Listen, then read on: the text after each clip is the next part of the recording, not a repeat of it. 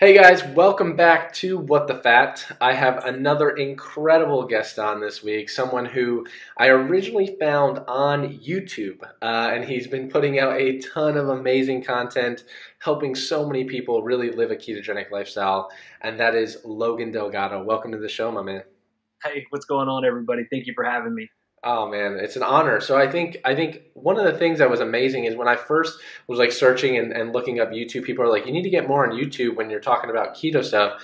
And I was looking, and there's a lot of people who are on YouTube who are talking keto, and I'm like I'm not so sure. And then I came across one of your videos. I think it was like a grocery haul, and you were talking about like how to optimize like your spending and what you were Yeah, buying that day. And I was like, this guy knows his stuff, and like it's so relatable, and you make it fun. So like I was like, I got to get him on the podcast, man.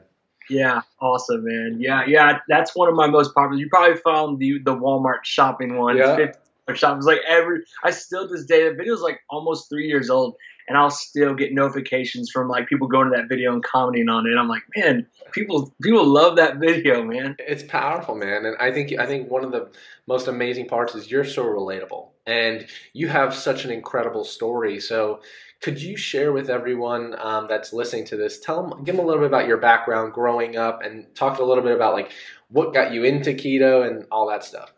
Yeah. So I'm 32 years old, so I did not get into working out until I was 26, which a lot of people consider, wow, that's pretty late, right? I mean, you're already kind of grown up and you're barely getting into it. And so growing up, I was always in shape. I live in Texas, so if you guys are familiar with Texas, it is a huge football state. Born and bred, like you have to play football if you're a guy. It's just the way it is. And so I've always played sports all my life, and I played football up until high school. So I always kept in decent shape because you had to be. The coaches made you. But as soon as you got out of high school, that coach wasn't following you to college or whatever else you were going to do, whether you're going to go into the workforce. And there was nobody making me work out. So I just kind of, like everyone else, just kind of let yourself go. You get into that college mode, you start drinking, you're on your own, you're eating whatever, and slowly but surely you start developing really, really bad habits. And, 8 years of that kind of like led me to like, oh my gosh, to my breaking point. Like, what happened to me? This is not me. I remember I just got a new job and I needed some work pants. And the work pants that I currently had, which was a size 38, was tight. Mm. For people who can't like really trying to comprehend that hearing this, you have to understand, guys, I am 5'6". I'm a short person. Like, I can understand, like, yeah, well, I'm 6'2", so I needed some really big pants, right? Like, I mean, I'm a big guy. No. I'm a short guy needing to wear a size 40 in pants. And I remember shopping for that, for those pair of pants. And I remember that iconic picture. It's one of my kind of iconic transformation pictures that I always use. And I'm sitting there in the dressing room with those pants on. And I took that picture because at that moment I knew I needed to make a change. Now, there was a lot more into that decision that we'll get into, but that's kind of where my background is. I was always in shape being younger, but again, you get out of high school, you're on your own schedule, you're on your own terms, and you just let yourself go, and then you just hit that breaking point where you're just like, you know what, it's time for a change. And I did it at 26. So for a lot of people that are watching this, it's never too late to become what you might have been. Amazing, man. That's a great piece of advice. And, it's so relatable because, a lot of times it's difficult for people to look back, or even if they're getting ready to start instituting a change. But for you, I've seen that picture over and over again. I think it's amazing. It's incredible that you captured that, because a lot of times I've seen people who have gone through incredible transformations and they're like, I wish I would have taken more pictures, because they're like self-conscious at the time and they're like, but like, you at that moment you looked at it and you're like, I need to make a change. So what was your first move? Was it like, like how did you find out about keto, or did you do it not keto? Kind of how did you start? So yeah, no, I absolutely did not start with keto. So what a lot of people don't understand is I came into the gym at 26 at an absolute zero knowledge, newbie to everything. I didn't know what push-pull legs was. I didn't know anything about fitness routines. I didn't know anything about nutrition, macros. If you would have told me about macros, I would have like, bro, what, like, what are you talking about? So like, people don't just start off and just obviously just know all these things. You build up to it, right? And the whole like the whole leading up to it started off as a negative, and this is definitely a story I want to share with people because I think a lot of people can relate to this. So, what really lit the fire for me to get into the gym is I was on Facebook, and back then you got to understand this is like back 2011, 2012. Facebook was a lot different back then. But Facebook sent me like a notification, like, "Hey, you should probably be friends with this guy. He's got tons of friends with who you have friends with." And we all have that one person, right? Growing up in high school, whatever it is, you didn't like him. He was your enemy. You just didn't like each other, right? Right. And so this guy popped up and said, "You should be friends with him." And it was a guy that I absolutely did not like. We had, I know, right? It's funny. That's great. We had beef since middle school, all the way up until, that point. And he had a picture of him flexing in a gym. And I remember looking at it, I was like, oh my gosh, this guy's a bodybuilder. He looks phenomenal. He looks great. And I'm looking at myself like, what happened to me? Like, I cannot let this guy look better than me. Now I know that sounds like, and it's terrible, right? But you got to stick with me and find out how I turned something negative into something positive. So I screenshotted that picture, his Facebook profile picture, and that also helped, take that picture in the gym because it was in the dressing room. It happened all around the same time. And I said, I looked at that picture every single day. If I didn't want to go to the gym, if I didn't want to eat this basic healthy food, I looked at that picture and I said, no, I have to do it. I cannot allow this guy to look better than me. And yeah, that motivation was built off of envy and jealousy, which is things you do not want in your life. You don't want to be motivated by that. But I took that and turn it into something positive. Now flash forward 6-7 years later, now I'm inspiring others. I shared my story and I tell you, look, you don't want those vibes in you, but yes, that's what started the movement, but that's not what keeps it going. I've seen that guy. Yeah. Yep. And he's come up to me. He's like, wow, bro, you look amazing. Like, what? And I never told him, and maybe he does know, maybe he doesn't. Maybe he watches my channel and he can kind of put the pieces together. But one day I'll probably say, you know what, man, you really changed my life. Like you have no idea the impact that you placed on my life. And yeah, it started off as something bad, but we've turned it into something positive where we're inspiring others, and now we're getting messages from people saying you've changed my life. And so that's what kind of started the whole movement for me and the motivation and really lit the fire.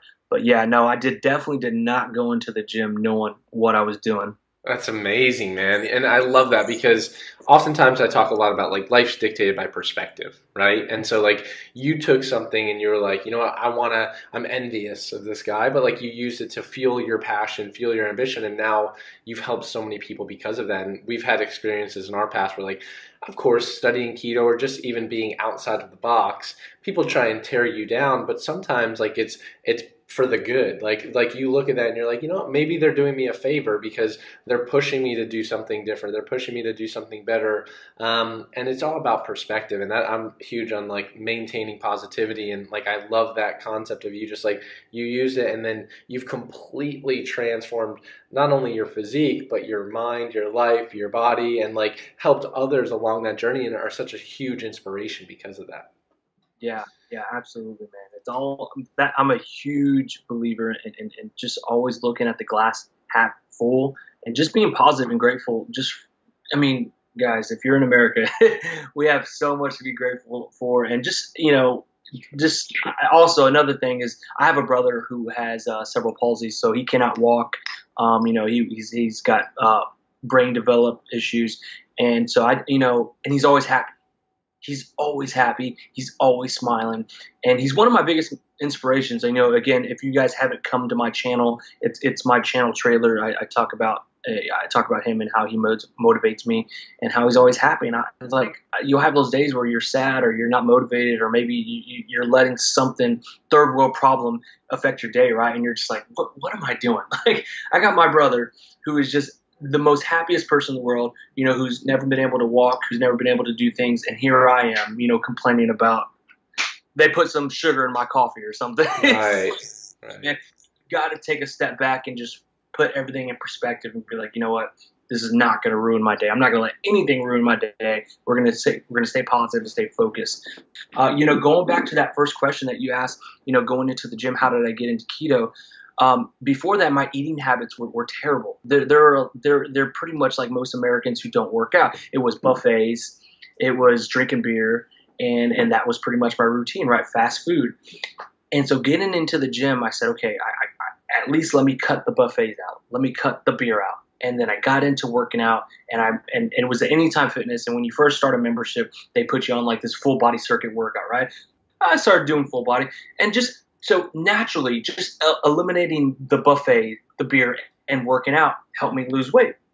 And then you got it. And then I met I called him the coach. He was my boss at work. He worked at the same gym. We started working out together, and he's like, look, I'm going to put you on a workout schedule. Because I was going in there doing biceps, doing legs, doing everything, right? It was like I had no going to the gym, just jump on a machine. Okay, do this one. Next machine. Okay, I'll do this one. No structure to it. And he was like, look, you're going to work chest on this day. You're going to work triceps on this day. You're going to work legs on this day. And I was like, okay. So I started following that. And it's funny thing is, at that same gym, there was a kid there always filming himself. And I thought it was the weirdest thing. I was like, what is this kid doing with a tripod? He's flexing. He's taking his shirt off. Now this, I know, right? That sounds weird, but this is early 2012. And I thought he was the weirdest kid. And I finally went up to him. I said, hey, man, what are you doing? Like, what are you filming for? Is it for your college? He's like, oh, no, man, my name's Christian Guzman. I'm doing a series on my channel called Summer Shredding. And I was like, he's like, you should check it out. Here you go. He wrote it down, and I went to work later that day because I was working out during lunch.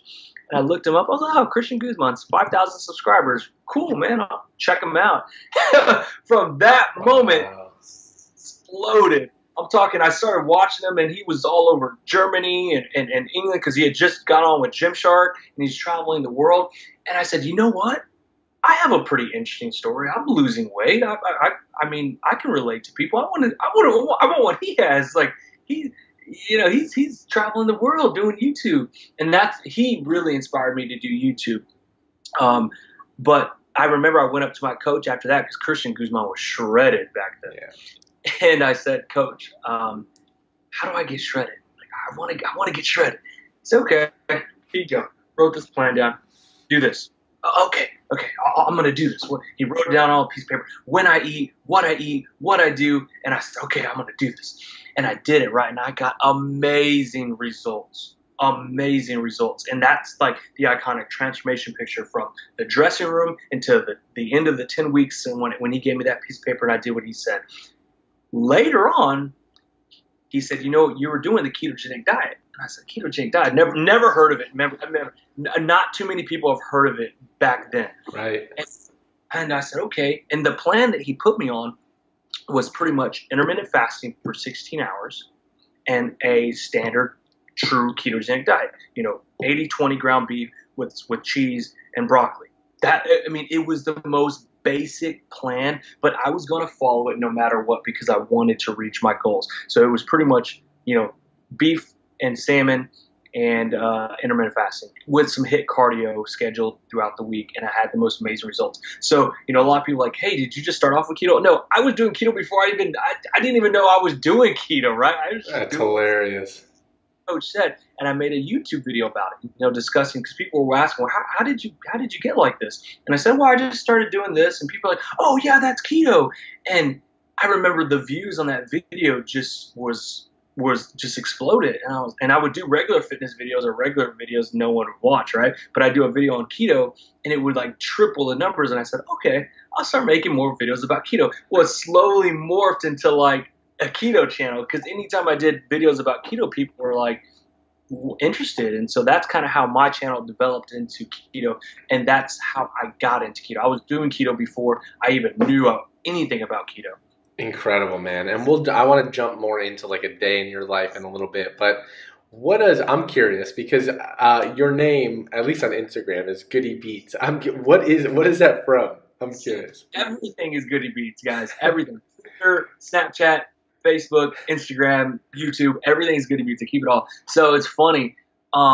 Back in 2008, me and my buddies had an apartment when we were going to college, and he would instead of saying "What's up?" or "What are we going to do today?" or "What are we going to get into?" he'd be like, "Yo, what's goody? Yo, what's goody for today? What's goody? What's goody?" And it had like the whole apartment, all of us saying it, like, "Yo, what's goody? What's goody?" And back then, I was very into Kanye West. So Kanye West is not the Kanye West he was back then that he is today. Okay, let's just FYI. He was kind of cool back then, 2008. And Kanye West, he was a rapper. He made beats, and before he turned into a rapper. And I wanted to make beats. I was like into that. I was like, man, I want to make beats like Kanye. I want to get into this stuff. And so we were always saying, "What's goody?" And I said, you know what? And then, Twitter came. Twitter was kind of like popular back then. So I was like, I got to make it a Twitter name. I don't want to be just Logan Delgado. I got to be different, right? You got to be unique. You got to make a cool username. And I said, you know what? I'll be Goodybeats. That's going to be my name because I'm going to make it big with these beats, and people are going to know me as Goodybeats and all this stuff. And it's funny. My name today has nothing to do with anything that I'm doing. It's just a name that stuck, and I just kept it ever since. So that is the story with Goodybeats. I know a lot of people always ask me, "Yo, what's up with your name? How'd you get it?" And yeah, it's just a random college apartment that we would always have a phrase, and I was stuck in the Kanye phase. That's awesome, man. I love that. Those are the best memories. Those are the best memories. Yeah. Oh, now, one of the last things I want to talk to you about today is what's your why? So like you do a lot of incredible things. You help a ton of people. You're putting out information. You talked a little bit about your brother being a source of inspiration and like your challenges, trials, and tribulations you face and overcome. What is Logan or Goodybeats' why? The reason why I do it is because, I know there is a lot of people out there who need help, and including my family members. There's a lot of my family. I put my family on my YouTube channel a lot, and I'll get those questions like, "Yo, why doesn't your family do keto?" They kind of, not to be rude, but they kind of seem like they need to do keto.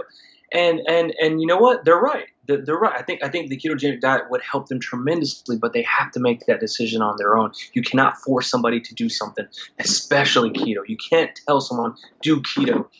You need to do it. Like, they won't do it, right? And so, and I know there's a lot of other people out there that need help, and I want to show them that, look, by doing this, it could change your life, and not just keto, working out, changing your diet habits, your eating habits could really help your life. I get so many messages like, "Yo, I want to play with my kids outside, but I get tired, I can't." And then, they go and say, "Hey, I watched your channel. I got into keto and I lost weight, and I can play with my kids now, and I'm not so tired." And so that's my why. Getting those messages about helping families, because I'm huge into families. I love the family. That's everything to me is family. And so that's my why. If I can help someone just better their lives and help their family, that's why I do it. Truly, man. I couldn't agree more, man. I love that. And I love that I just even learned that more about you because I was a fan before, and now even hearing like what motivates you and your why is just, I think so many people relate. I'm the same way. As my family's priority. And it's tough. It's tough when you're working with family and you're like, I want them to make a change. Like, you want it so bad for them, but you hit the nail on the head. Like, they need to want to do it and you need to get their buy-in and say, "Hey, listen, I'm here to support you, but like, you need to be able to like take that step and come along for the journey." So absolutely, absolutely incredible. I want to segment a little bit into you and your life, because I think a lot of people watch you, they see you on YouTube and like, you're jacked, you're always in the gym, you're crushing it. Sometimes you're working out with my good friend Jason Whitrock. Like, you guys are hammering it in the gym, and I'm like, damn, every time I see that guy, I'm like, he's getting more and more shredded. Same thing with you. It's like, it's incredible. So can you give people a little bit of insight into like your life, like your eating schedule, your workout schedule? Like, what does a day in the life of Logan look like? So, if for people who don't know me, I have a little girl, and she's adorable, by the way. Absolutely adorable. She's 11 months, and she is an absolute handful.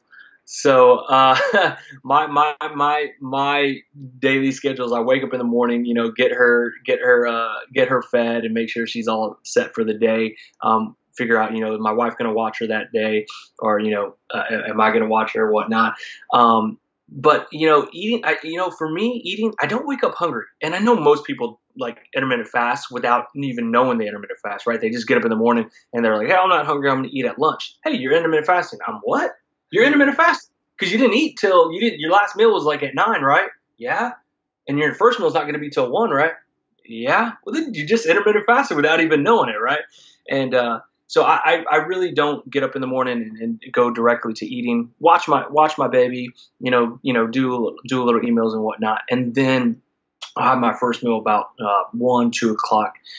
Kind of get a good big meal in, because training is always at 5 o'clock for me. Training, if you want to meet me and you're in San Marcos, go to my gym, 5 to 6:30. I will be there. Come say what's up. No matter what. People know my schedule. My mom, my dad, my wife. Like no one even, like if there's something that's going on from 5 to 6:30, they don't even bother. They're like, oh, he's training. I mean, I'm there, right? And currently, right now, I'm doing powerlifting program.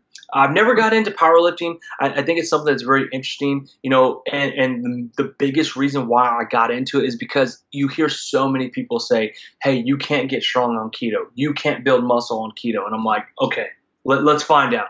Let's do it. You know, because it's not all just one thing. People say, hey, man, I can't get big on keto. Well, okay, keto is one aspect of it, right? But how are you training? Are you eating? Are you sleeping? You know, are you taking creatine?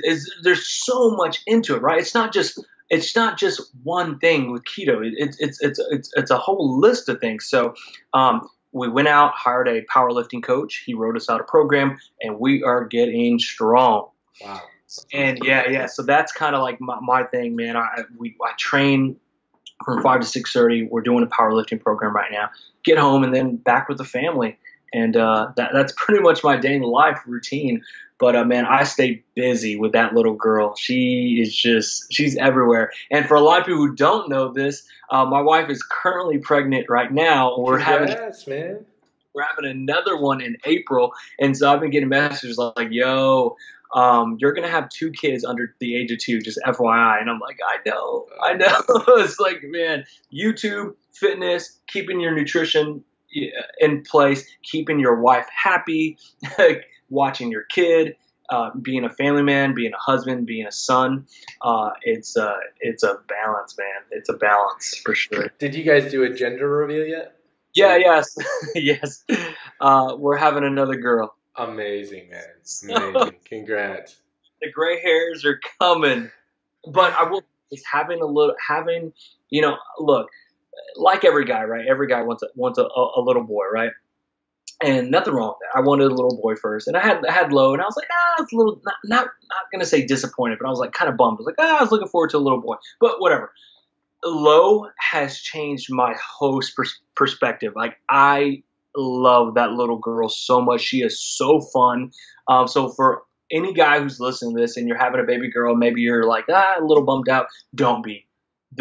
The little girls are so fun. Like, oh my gosh, like you don't understand how much love you will develop for her. Like I can't explain. There's nothing I can say can express how much love and joy that little girl brings to my life. So when we found out we're having another girl, I was like excited. I'm like, yes, another little girl, because they're just so fun, man. They really are. That's incredible, man. And I'm excited for one day to be at that level. I just adopted a pup.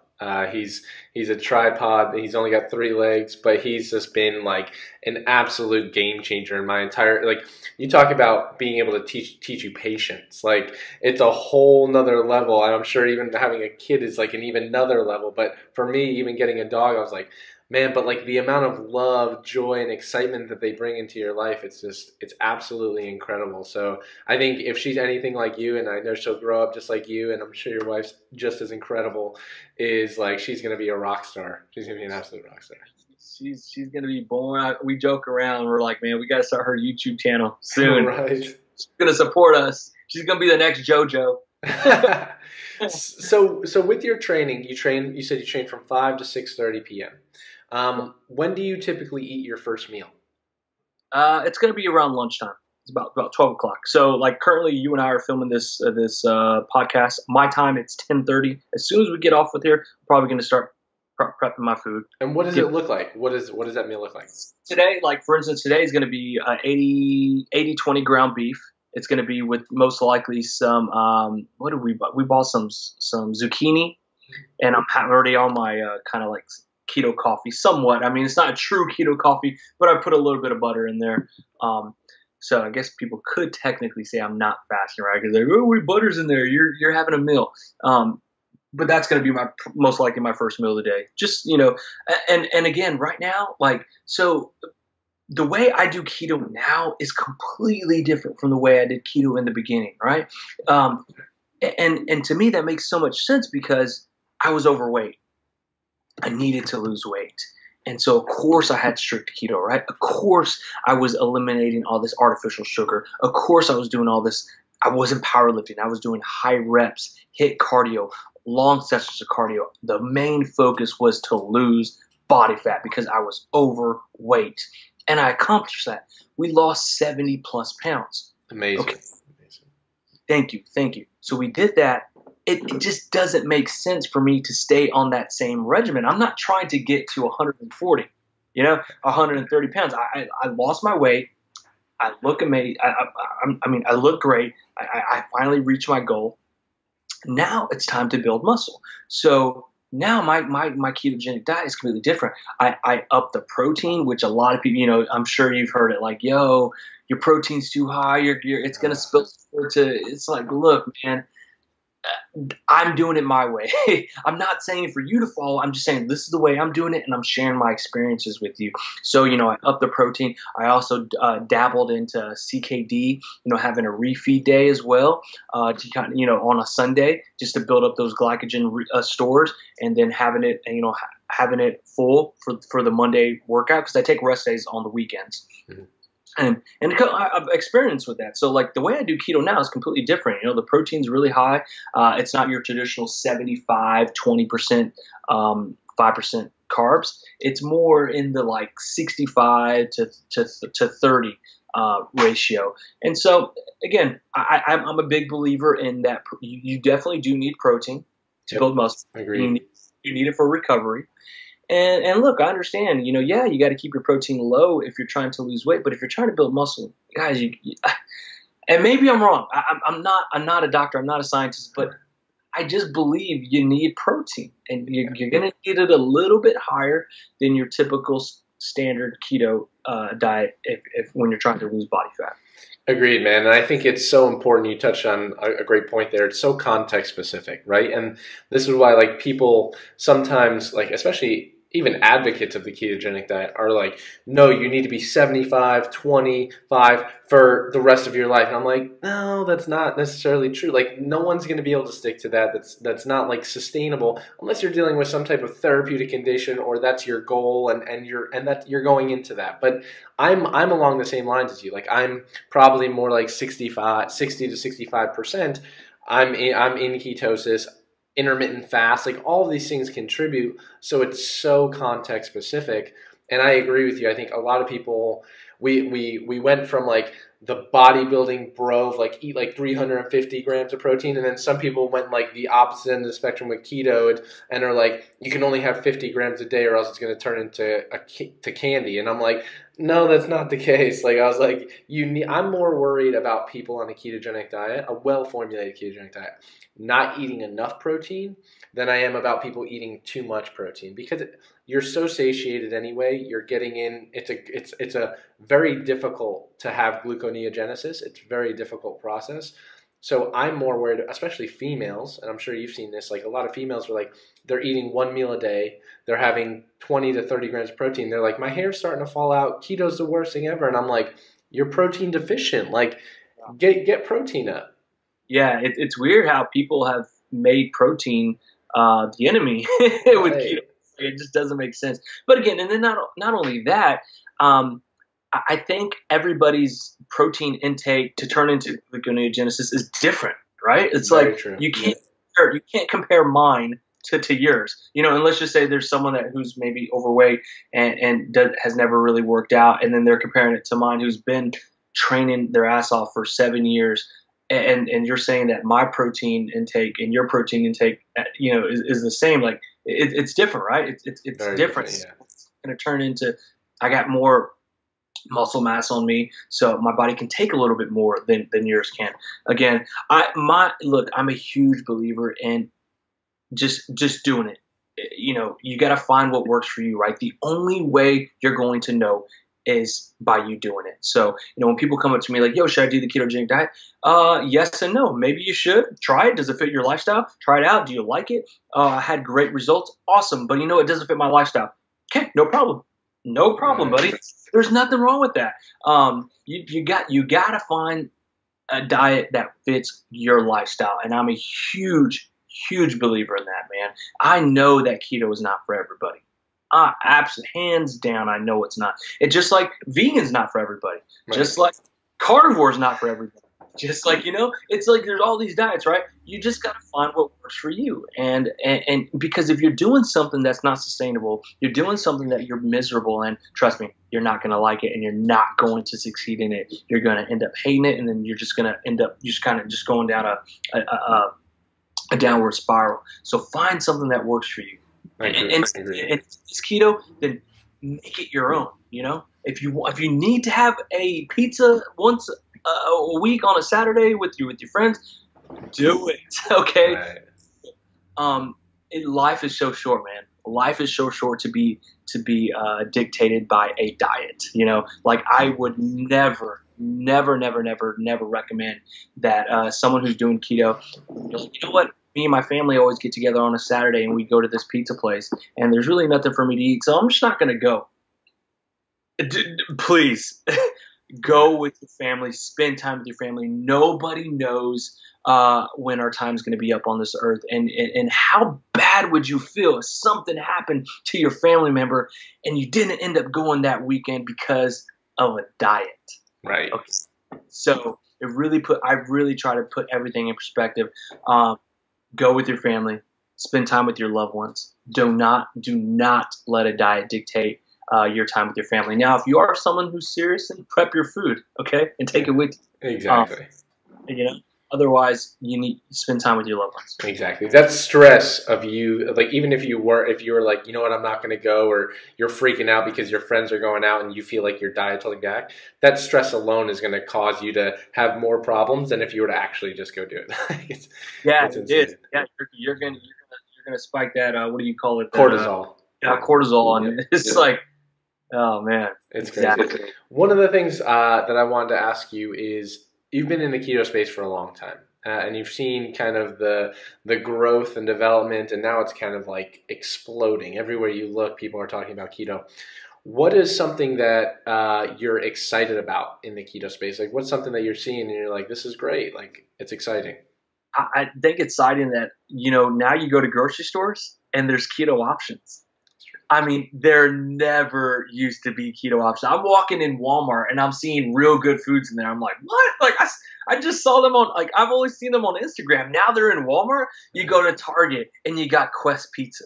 It's like, that's what's really cool, is that mainstream companies are finally, you know, taking us seriously. They're like, you know what? This is here to stay. This is no fad diet. There is no, you know, this is going to come and go. You see everybody jumping on it. Now, look, yeah, there is pros and cons, right? It's like you see all these people trying to, you know, take advantage of it. Like I've seen like what is it, the Slim Fast. Oh gosh, yeah.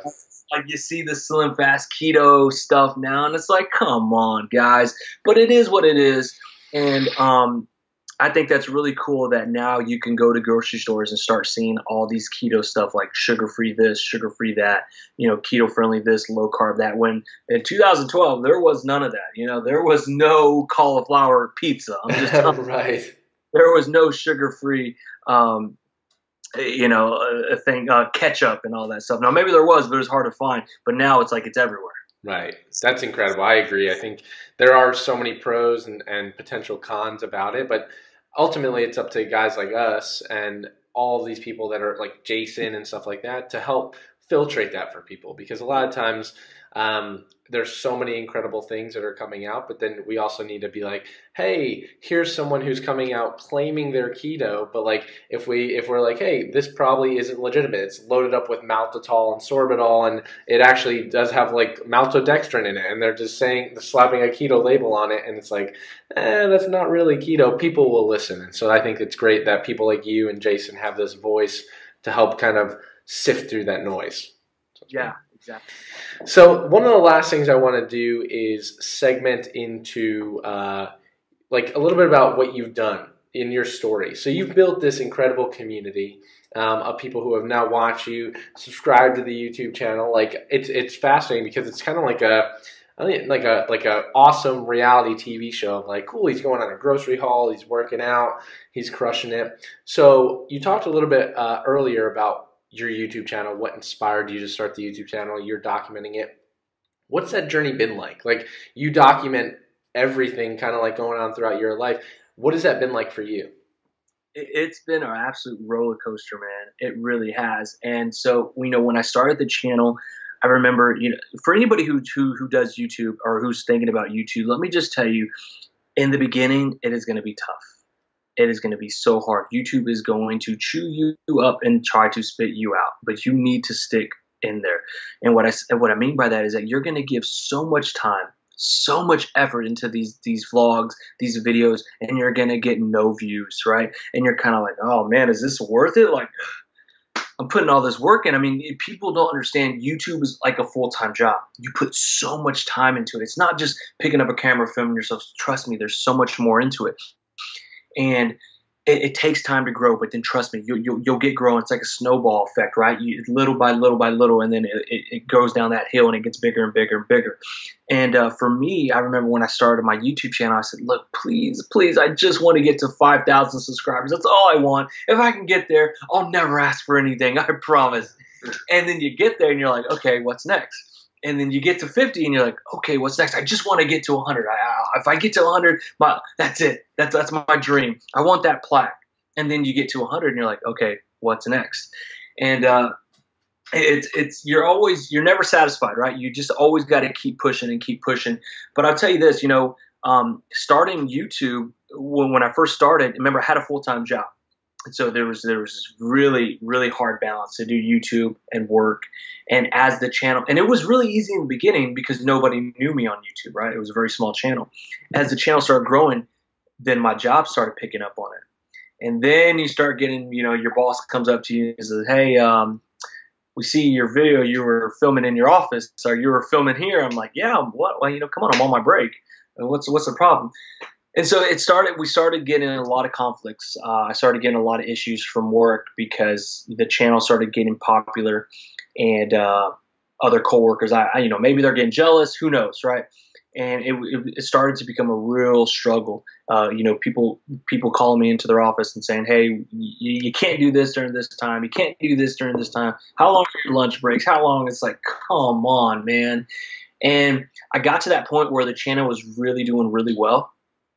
And I started to make a lot of mistakes at work because my passion wasn't there. I could sit and talk to you about keto, YouTube, social media, everything, right, for hours. But I couldn't talk 5 minutes to you about what I do at work. It's so boring, right? Yeah. And look, I'm very grateful that I had a job. Don't get me wrong. I'm very grateful. This job was an amazing job. It opens up so many doors. It opened up so many relationships. I mean, if I wasn't for this job, I wouldn't have found keto. I wouldn't have met my boss. I wouldn't have met my friend, my coach. And so I'm very grateful for it. But I got to that point, that crossroad where like, look, I either need to go all into YouTube, or I need to just put that aside and focus on my 9 to 5 because I'm making tons of mistakes. And you got to understand, I have a baby on the way. I have a mortgage. Is YouTube forever? Who knows? It's what you make it. A lot of people are like, yo, bro, you better go back to that 9 to 5. This isn't forever. You're right. You got to adapt, right? You have to adapt. I can't say the same. It's going to last for as long as I can make it last. And, if I'm going to work hard, it'll last. Of course, if I just, get lazy, then yeah. And so I made that plunge.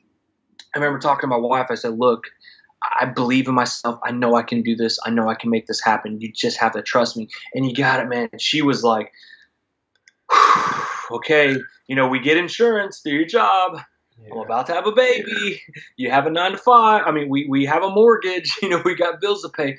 But you know what? She believed in me, and that was something that really, really, really helped me make that decision. And so I put my 2 weeks in, quit my job, and I'll tell you what, it's been about a year. I quit last October, and so it's been the best decision of my life. The best decision of my life. I do not regret it, and that's what really motivates me is my family. I got to take care of my family. I got to take care of my wife, and so it's opened up so many doors.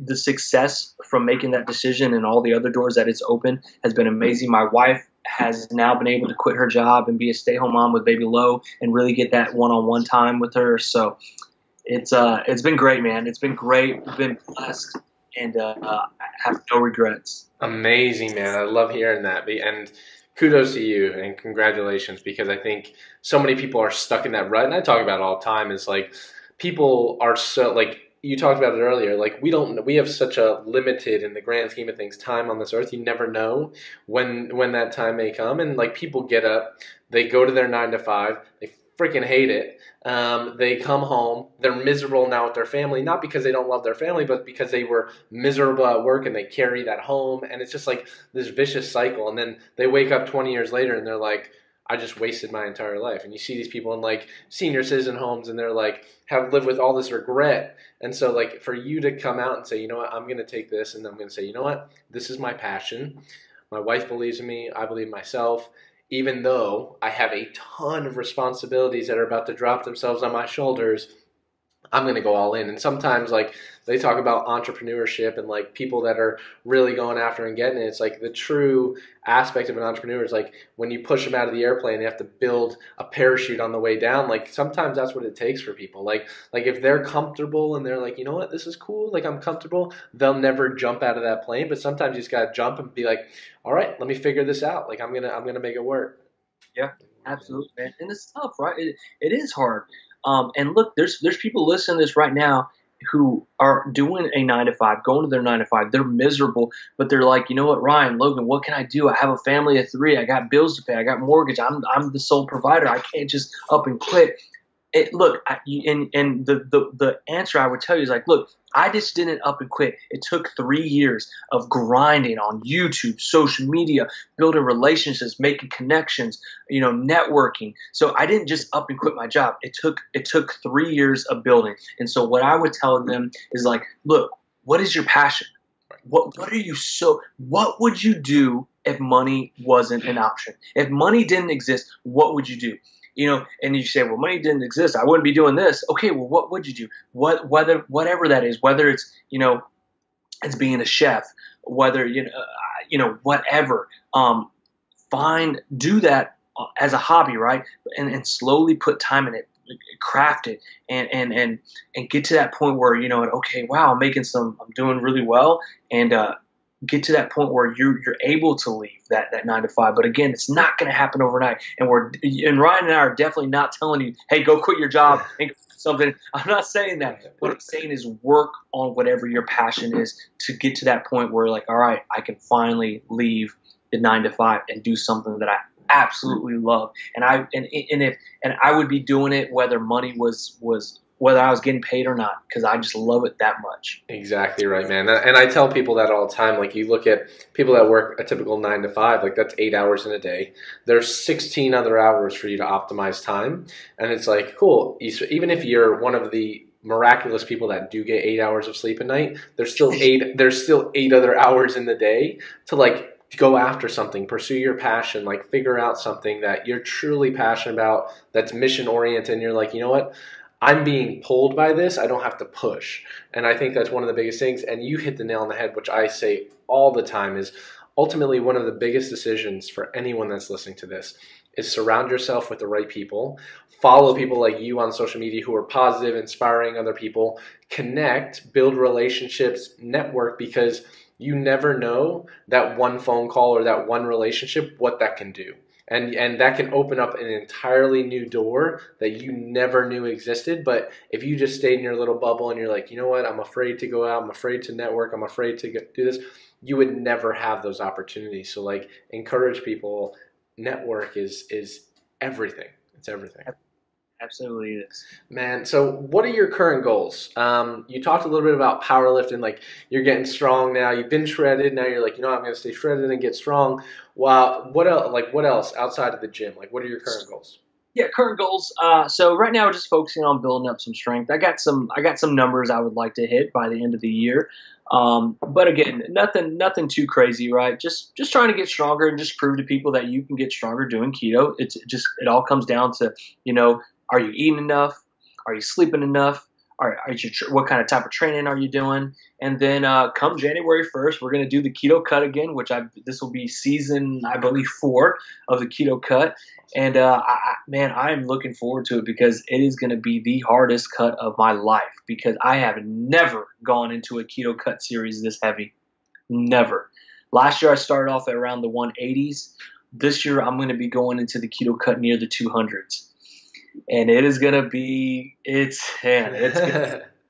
cannot wait to share it with people and show them that you can do it. It's going to be the hardest cut. It's going to take a lot of work from me, but I'm going to have everybody just hold me accountable, you know, Nice. have my subscribers remind me why I'm doing it, you know, put a date on there. Tell people you're going to do something. And if you got to do it. Once you tell people you're doing something, you got to do it. There's no going back. And so I'm looking forward to that, you know, and those are the YouTube goals, right? But not only that, you know, just growing up with my daughter and you know, getting ready for this baby come April. And April is going to fall when that baby comes, it's going to fall in that keto cut series. So cutting and about to have a baby, oh man, talk about, man, stress levels.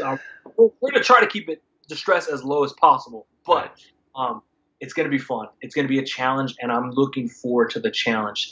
You know, to challenge myself, you know, really looking in the mirror and saying, Logan, can you do this? Can you cut and get down to a very low weight and get shredded, and all while all this is going on?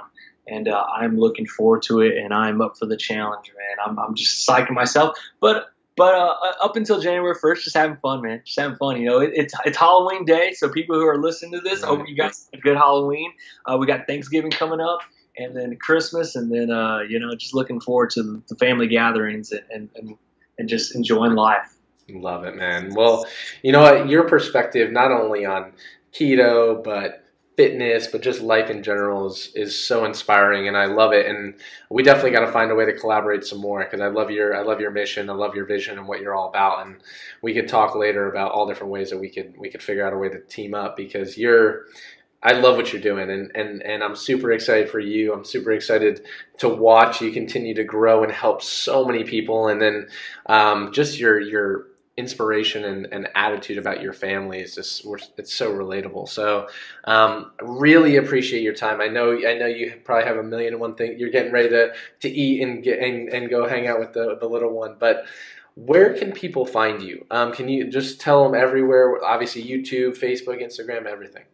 Yeah, so everything, I keep it very simple for everybody. All you have to do is search Goodybeats on YouTube, on Instagram, on Facebook, on Snapchat. Yes, I know I still do Snapchat even though it's but Twitter, everything is Goodybeats. And so and what I like to do is I keep it different. So, you know, if you follow me on Instagram, you're going to get the Instagram style of my life. You follow me on Twitter, you know, it's a little bit different. You get a little bit different things on there. And then YouTube, obviously, I show you my family and everything. So Goodybeats, just search that on all the social media platforms. Amazing, man. Well, again, I really, really appreciate it. I appreciate your time, appreciate your attitude, and appreciate your perspective on life. We need more people like you out in the world. Thank you. Thank you. Absolutely. Thank you for having me. It was an absolute pleasure. You're definitely someone I've always looked up to in the keto space. And I always look forward. I knew we were going to do this one day, just, you know, I just didn't know when, but I'm very excited that we finally did it, man. Awesome, brother. Well, I appreciate it. And we'll talk to you guys later. Thank you.